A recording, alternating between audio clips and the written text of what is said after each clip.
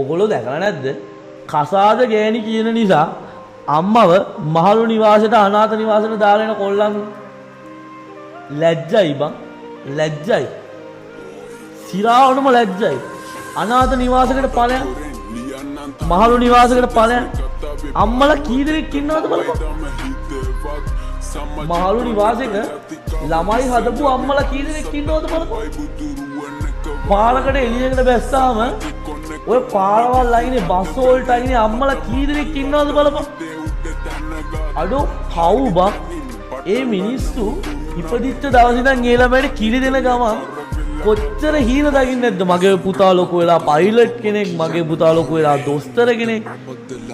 ඒ ළමයිට කන්න බොන්න කොච්චර කෑම වේලවල් නොකා නොබී ඉන්නේ නැද්ද බං?